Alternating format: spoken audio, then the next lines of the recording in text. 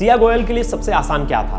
अपने घर वालों को बताना और ना कहना, या केतन अग्रवाल की हत्या करना? उसने घर वालों के सामने विरोध अपना दर्ज क्यों नहीं करवाया?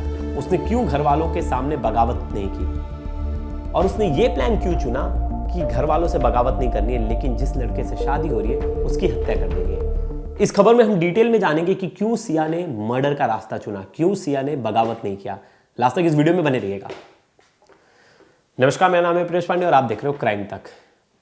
सिया 20 साल की थी। 19 साल की उम्र में उसकी शादी तय हो गई थी। मतलब उसके जब ससुराल वाले थे, यानी होने वाले जो ससुराल वाले थे, केतन के पिता वगैरह, वो उसको 19 साल की उम्र में उससे पसंद कर लेते हैं।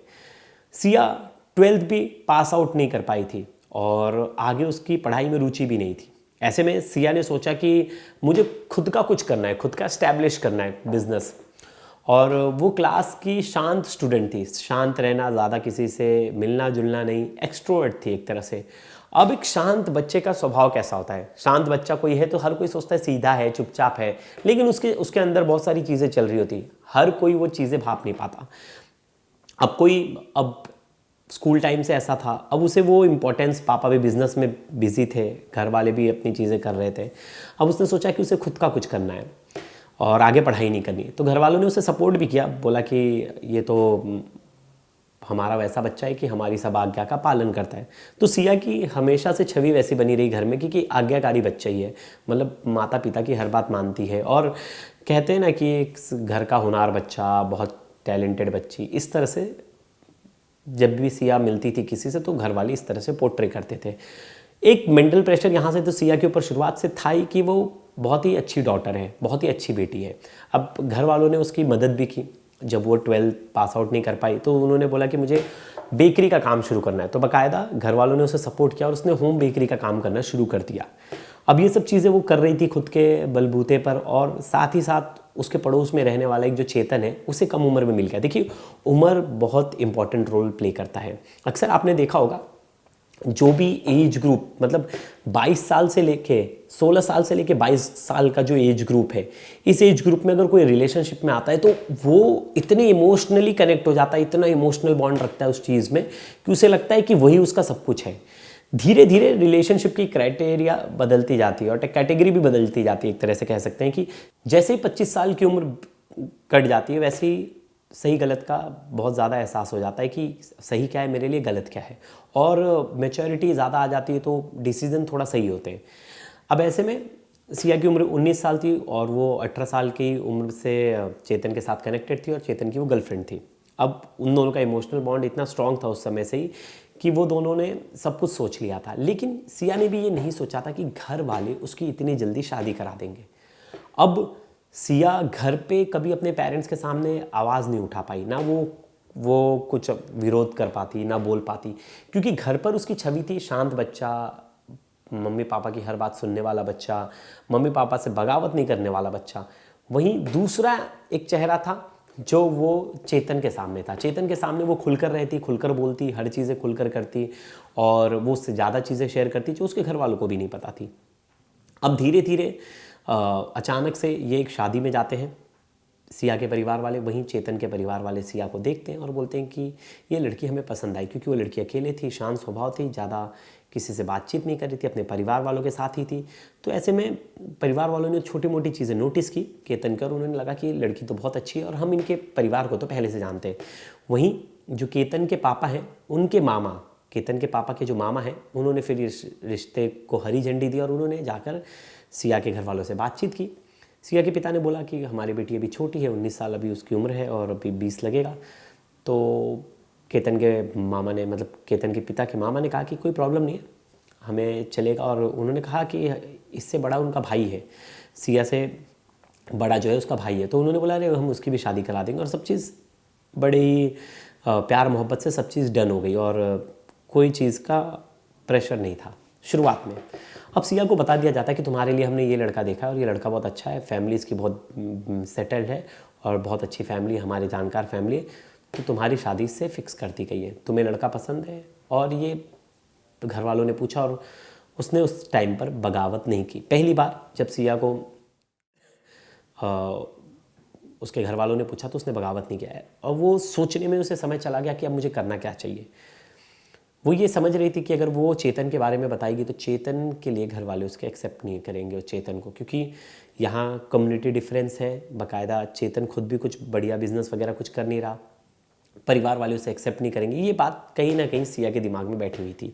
अब सिया ने ये बात चेतन से डिस्कस की। चेतन बोला धीरे धीरे हम लोग कुछ वर्कआउट करते, कुछ बहाना ढूंढते, और ऐसे करते करते समय निकलता गया। और एक दिन सिया की एंगेजमेंट हो जाती है। अब दोनों और प्रेशर में, और क्या करें, भाग सकते हैं या नहीं भाग सकते, तो दोनों भागने का फैसला करते हैं। लेकिन सिया मुकर जाती है, कहती है कि मेरे घर वालों को इससे चोट पहुंचेगी, और अगर समाज में मेरे पापा की इज्जत उछली तो मेरे पापा ये सदमा बर्दाश्त नहीं कर पाएंगे, और मुझे कहीं ना कहीं इसका अफसोस होगा। और ये सब जो इन्वेस्टिगेशन का पार्ट है मैं वही बता रहा हूँ आपको। तो ये सिया नहीं चाहती थी कि उसके पापा भी हर्ट हो और उसके घर वालों का नाम खराब हो। अगर वो उसके साथ भाग जाएगी तो फिर और ज़्यादा केस क्रिटिकल हो जाएगा सिया के लिए। तो सिया के लिए एक चीज़ बहुत आसान लगी, वो थी कि मैं केतन की हत्या करवा देती हूँ, लेकिन मैं अपने घर वालों का दिल नहीं दुखा सकती। अगर वो चाहती तो अपने घर वालों को बता देती कि मुझे केतन से शादी नहीं करनी, मुझे केतन पसंद नहीं है, मेरे लाइफ में ऑलरेडी कोई है। लेकिन उसने जो उसकी 20 साल की उम्र में उसने जो जितना वो सोच सकती थी उस हिसाब से उसने सोचा, और उसने ये तय किया कि घर वालों को दुख पहुंचाने से अच्छा है कि जो तीसरा मेरे रास्ते में आ रहा है मैं उसको ही हटा दूँ। फिर केतन और सिया ने ये प्लानिंग की, और उन दोनों ने सोचा हाँ सही है, फिर तुम्हारे घर वाले तुम्हें 2-4 साल तक परेशान करेंगे नहीं शादी के लिए, तब तक मैं भी अच्छा सेटल्ड हो जाऊंगा, फिर मैं तुम्हारे घर वालों से तुम्हारा रिश्ता मांगूंगा। और इन चीज़ों पर बात होती है, और फिर उसके बाद पूरी प्लानिंग डन होती है। अब इन्हें पता होता है कि क्राइम करेंगे तो सबूत बहुत इंपॉर्टेंट है और कहीं ना कहीं फंस सकते हैं। तो उन्हें पता था अगर कत्ल करेंगे तो कहीं ना कहीं औजार और बाकी सब चीज़ों से वो उस पर फिंगरप्रिंट्स और सबूत आ सकते हैं। किसी को सुपारी किलिंग देंगे तो उसमें भी पकड़ा सकते हैं, और कुछ जहर वहर उसमें पकड़ा सकते हैं। तो एक ही ऐसा तरीका था जिसकी वजह से ज़्यादा लोगों को किसी इस पर शक नहीं होगा, वो था पहाड़ से कोई गिर जाता है तो सबूत ही नहीं मिलेंगे, और सबूत नहीं मिलेंगे तो सज़ा नहीं होगी, आगे कोई पकड़ा नहीं जाएगा। धक्का मार दोगे तो पता नहीं कि आपने झूठ बोल दिया कि पैर फिसल कर गिर गया और सामने वाला जो है उसकी मौत हो गई। तो इन्होंने ये प्लान चूज़ किया, क्योंकि जो केतन था उसे ट्रैकिंग का कुछ बहुत ज़्यादा शौक था। तो केतन शुरुआत में खुद ही ट्रैकिंग जाता था, तो सिया ने उसी मुद्दे को पकड़ लिया कि जिसे पहाड़ पे जाना पसंद है तो हम इसे पहाड़ पर ही लेकर जाएंगे। फिर बाकायदा प्लानिंग हुई। फिर उन्होंने देखा था बहुत सारे एपिसोड्स जो है क्राइम वगैरह के, तो उन्हें पता था कि मोबाइल लोकेशन सबसे पहले पुलिस चेक करती है। तो ऐसे में चेतन ने एक बड़ी अच्छी प्लानिंग रची। उसने बोला कि मैं खुद को घोस्ट कर देता हूँ। घोस्टिंग, अभी घोस्टिंग है क्या? घोस्टिंग का मतलब ये है कि अचानक से गायब हो जाना। और इसने अपना मोबाइल नेटवर्क बंद कर दिया, यानी अपना जो फ़ोन था ये अपने दुकान पे रखा और उसका जो डाटा था वो बंद कर दिया। मतलब इंटरनेट उसका यूज़ नहीं कर रहा था, बस कॉलिंग आएगा तो फ़ोन उठाना था। तो ऐसे में पुलिस को लगे कि उस दिन वो अपने घर पर था और फ़ोन पर सबसे बात कर रहा था, लेकिन उसके बदले उसने अपने यहाँ जो एक बंदा काम करता था उसका फ़ोन ले आया। अब उसका फ़ोन ले आया और वहाँ हुडी पहन कर गया। 30 डिग्री सेल्सियस इतनी गर्मी में हुडी पहन कर गया। पुलिस को वो हुडी देखकर भी शक हुआ, और इसके बाद दोनों ने मिलकर हत्या को अंजाम दिया। अब सबसे अहम सवाल था कि इस पूरे मामले में सबूत क्या है, बड़े सबूत क्या हैं जिससे सिया और चेतन को जो है पुलिस जो है उन्हें सज़ा दिला पाए। आपने पुराना केस याद ही होगा आपको, सोनम रघुवंशी का। उसको निचली अदालत लोअर कोर्ट से बेल मिल गई थी। अब हाई कोर्ट ने भी उसकी बेल को ग्रांट कर दिया है, बोला है कि सही है, जो लोअर कोर्ट ने जो डिसीजन लिया वो सही है, और उसे जो बेल जो है वो जारी रहेगी, मतलब वो अभी जेल से बाहर ही रहेगी। पुलिस की एक छोटी सी मिस्टेक थी, पुलिस ने एक सेक्शन गलत लगा दिया था, जो सेक्शन बीएनएस की नई धाराओं में था ही नहीं। अब वो सेक्शन गलत लगा दिया था जिसकी वजह से उसको बेनिफिट ऑफ डाउट मिल गया। उसने कहा कि जो धारा है ही नहीं वो धारा क्यों लगाई गई, और इसका मतलब ये है कि आपने अपने जो आरोपी है उसको उसकी धारा बताई नहीं, किस धारा में आप उसे अरेस्ट कर रहे हो, तो ये तो उसके राइट्स का वायलेशन है, और इसी आधार पर उसे बेल मिल गया और वो जेल से बाहर है। अब ऐसे में सबका सवाल है, कल बहुत लोग कमेंट कर रहे थे मेरी पुरानी वीडियो पर और पूछ भी रहे थे कि सर आप 3 दिन दिखे नहीं। मेरी तबीयत ख़राब थी इसलिए मैं 3 दिन वीडियो नहीं बना पा रहा था, मुझे वायरल हो चुका था सर्दी खांसी ज़ुकाम। तो मुझे अभी थोड़ी मेरी हालत ठीक है तो मैं आप तक आया हूँ खबर पहुँचाने। तो अब इसमें अहम सबूत क्या है? हमेशा बहुत सारे ऐसे केस होते हैं जिसमें डायरेक्ट एविडेंस ना हो। अगर किसी एक बंद कमरे में कोई क्राइम हो जाता है तो वहाँ तो कोई तीसरा है नहीं जिसने वो क्राइम करते हुए किसी को देखा है, लेकिन हाँ सर्कमस्टांशियल एविडेंस बहुत ही इम्पॉर्टेंट होता है। और सर्कमस्टांशियल एविडेंस यहाँ भरपूर है, बहुत सारा है। सबसे पहला कि सिया उस जगह पर मौजूद थी मौका वारदात पर जहाँ से केतन को धक्का दिया गया, लेकिन मौका वारदात पर सिर्फ सिया का होना इतनी बात की गवाही नहीं देगा कि सिया ने ही उसे धक्का मारा है। लेकिन दूसरी चीज़, वहाँ सिया का बॉयफ्रेंड आना, चेतन अपना चेहरा छुपा कर आना, चेतन अपना फ़ोन घर पर रख कर आना, स्कूटी से आना, और चेतन दूसरे का फ़ोन यूज़ करना, कहीं ना कहीं ये सर्कमस्टांशियल एविडेंस है जो ये बहुत बड़ा क्लू बनेगा और आगे जाकर बहुत बड़ा एविडेंस बनेगा इस केस का। और जो एक दिन पहले सीसीटीवी फुटेज में उन लोग की जो मीटिंग आई है कि अगर आपकी शादी किसी से तय हो गई तो अपने बॉयफ्रेंड के साथ आप एक दिन पहले भी बात कर रहे हो, फिर आपने चैट्स डिलीट कर दिए, आपने अपना मोबाइल फॉर्मेट मार दिया, उसकी क्या ज़रूरत पड़ गई आपको एक दिन पहले।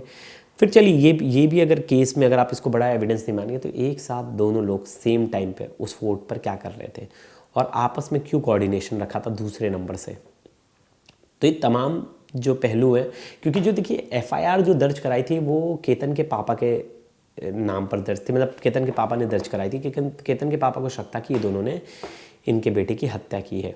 उस बिना पर इन्हें अरेस्ट किया गया। तो बाकायदा सिया के जो वकील हैं उन्होंने कोर्ट में कहा भी कि सिर्फ केतन के पिता ने कह दिया कि इन दोनों ने हत्या की है, तो इस बिना पर हमारे क्लाइंट को आपने अरेस्ट कर लिया और बाकायदा उन्हें इतने दिन की कस्टडी पे रखे, लेकिन उसके अलावा आपके पास कोई सबूत नहीं है। और एक वारदात वाली जगह पर अगर दो लोगों का साथ होना, इसका मतलब ये नहीं कि सामने वाले ने वारदात को अंजाम दिया है। और उन्होंने ऐसे 6-7 उदाहरण भी दिए कि ऐसा नहीं है कि पता चला मौके पर 3 लोग थे तो तीनों में से कोई भी शामिल नहीं था, और कोर्ट ने ऐसे मामलों में बेल भी दी है।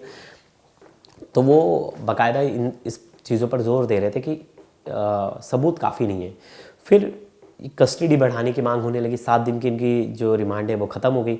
अब 3 दिन की और पुलिस जो है कस्टडी मांग रही थी और सबूत बोल रहे थे कि इसमें गहरी प्लानिंग है और हमें टाइम चाहिए सबूत इकट्ठा करने के लिए।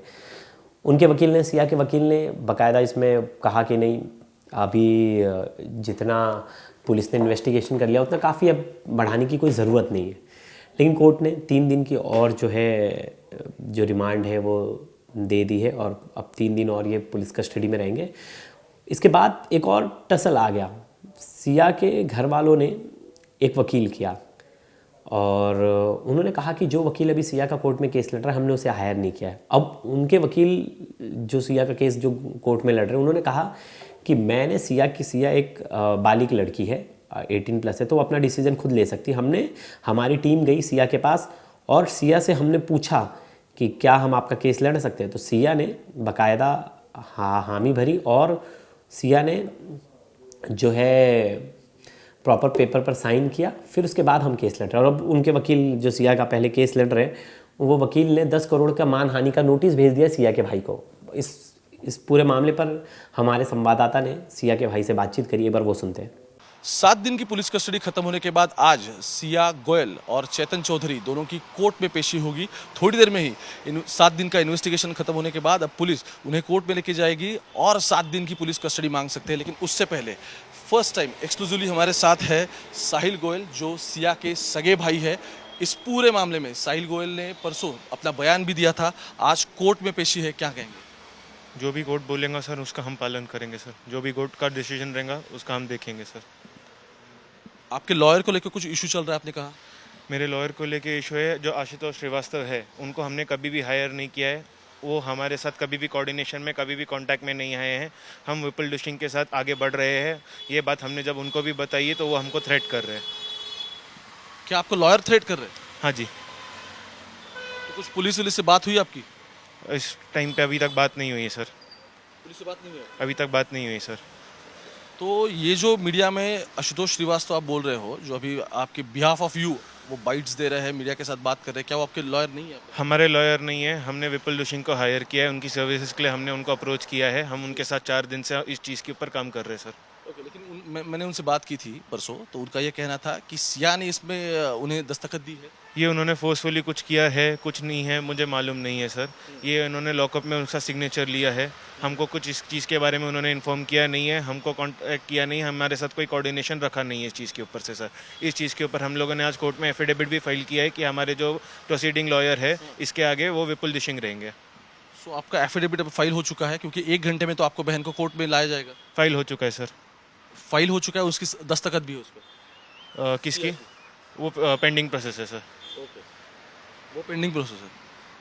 तो मुझे आप ये बताएं थोड़ा शुरू से, क्योंकि आप इस पूरे मामले में थे शुरू से, आपकी बहन है जिसने ये सब कुछ किया है। शुरू में जब शादी का फाइनल हुआ था, जब एंगेजमेंट हो रही थी, तो क्या आपको इस सब बात का अंदाज़ा था? सर ये मैंने पुलिस स्टेटमेंट में पुलिस के साथ इन्वेस्टिगेशन में उनको मैंने बताया है। आगे आपको कोर्ट हियरिंग में ये सब चीज़ें समझ में आ जाएंगी। Thank you sir. और बस एक दो बातें हैं, आप भी निकल रहे थे बाली के लिए? हाँ जी। तो ये हमने ड्राइवर से बात की, तो ड्राइवर का कहना था कि आपकी बहन वापस आई थी और उसने कुछ पासपोर्ट वहाँ से निकाला and she tore that passport. तो क्या आपको याद है कि एग्जैक्टली किस तरीके से वो सीक्वेंस हुआ था? हम लोग उतरे थे सर, उसके बाद मैं वॉशरूम गया था। वी वेंट टू स्टारबक्स, मैं ड्राइवर के साथ वाली सीट पे बैठा था। It was late at night, उसकी वजह से I was a bit sleepy, तो मैंने स्टारबक्स में कॉफ़ी ऑर्डर की थी। I know only about that much sir. तो ये बाली का प्लान आपका फाइनल था लेकिन? हाँ जी। फाइनल था, वो पासपोर्ट की वजह से कैंसिल हो गया? हाँ जी। बस और एक सवाल आपसे करना चाहता हूँ, अब ये सब कुछ होने के बाद क्या आपकी बहन के साथ बात हुई? नहीं सर। और आपने जो अभी स्टेटमेंट दिया है इस पूरे मामले में, वो एग्जैक्टली क्या उसमें आपका कहना है, थोड़ा ब्रीफ दीजिए। What statement sir? स्टेटमेंट जो आपने रिकॉर्ड किया है उसमें एग्जैक्टली क्या आपने ब्रीफिंग दिया है? वो मैंने पुलिस को बता दिया सर। आज वो पुलिस आपको कोर्ट ऑफ लॉ में बता देंगी sir. Thank you so much. Thank you. तो ये थे सिया के भाई। वो कह रहे हैं कि कुछ मिसअंडरस्टैंडिंग हो गई होगी, सिया ने शायद बोल दिया होगा कि हाँ आप मेरा केस लड़िए, और परिवार कोई अलग वकील करना चाह रहा होगा, तो ऐसे में थोड़ा सा टसल हो गया वकीलों को लेकर। अब दूसरी एक चीज़ थी, आज मैं एक राइटर है चेतन भगत जी, उनका मैं एक ब्लॉग पढ़ रहा था। उस ब्लॉग में भी उन्होंने कहा था कि परिवार को जो अभी के किड्स हैं वो मना नहीं कर पाते, और मना नहीं करने का कारण होता है बहुत ज़्यादा क्राइम की तरफ बढ़ना, क्योंकि घर वालों का कहीं ना कहीं बच्चों पर प्रेशर है। मतलब उनके हिसाब से वो सिर्फ सिया केतन के केस के बारे में नहीं बात कर रहे थे, वो इन जनरल सभी केसेस के बारे में बात कर रहे थे कि बच्चे पेरेंट्स को मना नहीं कर पाते। उन्हें पता होता है कि पेरेंट्स उनकी ना सुनेगा ही नहीं, उनके बारे में सुनेगा ही नहीं, उनका पॉइंट ऑफ व्यू नहीं सुनेगा। बचपन से ही पेरेंट का इतना ज़्यादा कंट्रोल है कि बच्चा अपनी बातें बोलने से घर वालों से डरता है। अब ऐसे में उस प्रेशर को कम किया जाना चाहिए, और कि बच्चा ऐसे वातावरण में फले फूले कि वो अपने घर वालों से सच तो बोल पाए। और वही है कि घर सिया की पर्सनैलिटी देख के कोई भी नहीं, मतलब उसके जितने रिश्तेदार हैं हर कोई ये कह रहा था कि बच्ची अच्छी थी, अच्छा बोलती थी, अच्छे से रहती थी, चुपचाप रहती थी, ज़्यादा किसी से मतलब नहीं। अचानक से ये लड़की ऐसा क्राइम कर देगी, किसी ने नहीं सोचा था, क्योंकि उसके लिए ज़्यादा ईजी था केतन को मारना, उसके लिए ज़्यादा डरावना था अपने परिवार को सच बोलना, क्योंकि परिवार वालों से उसे पता है कि उसने बचपन से अपने परिवार को देखा है कि उसके पापा मम्मी उसके इस डिसीज़न को कैसे देखेंगे। और जिस बच्चे को पता होता है कि पापा मम्मी मेरे इस डिसीज़न को कैसे देखेंगे, वो बच्चा कभी हिम्मत करेगा ही नहीं सच बोलने की।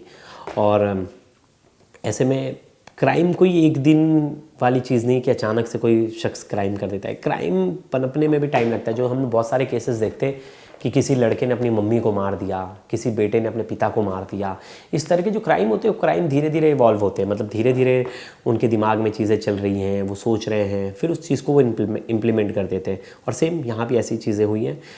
अब आने वाले समय में 3 दिन बाद देखना होगा कि इस मामले में क्या होता है। और मुझे लगता है इनके वकील जो है वो ज़्यादा प्रेशर करेंगे कि इस केस में पुख्ता सबूत क्या है। और पुलिस के लिए सबसे हार्ड टास्क होगा इस केस में बहुत सारे एविडेंस जुटाना, क्योंकि बिना एविडेंस के ये केस जो है वो कहीं टिकेगा नहीं। क्योंकि सर्कमस्टांशियल एविडेंस तो है इसमें, ठीक ठाक है, लेकिन इस केस को और मजबूत बनाने के लिए इन्हें और सबूतों की ज़रूरत लगेगी। और बहुत बार सर्कमस्टांशियल एविडेंस में जो आरोपी है उसे उसका लाभ मिल जाता है और वो कहीं ना कहीं बेल पर बाहर आ जाता है। अब आने वाले समय में हमें देखना होगा कि सिया के केस में क्या कुछ होता है। वही मुस्कान केस पर भी हमारी नज़र बनी रहेगी कि मुस्कान अब बेल पर बाहर आ गई हैं और वो क्या मीडिया से बात करना चाहती है, क्योंकि उन्होंने एक लोकल चैनल को इंटरव्यू दिया था। हम भी ट्राई करेंगे उनसे बात करने की। तो दोस्तों, इस वीडियो पर आपकी क्या राय है ज़रूर बताइएगा। तब तक के लिए धन्यवाद।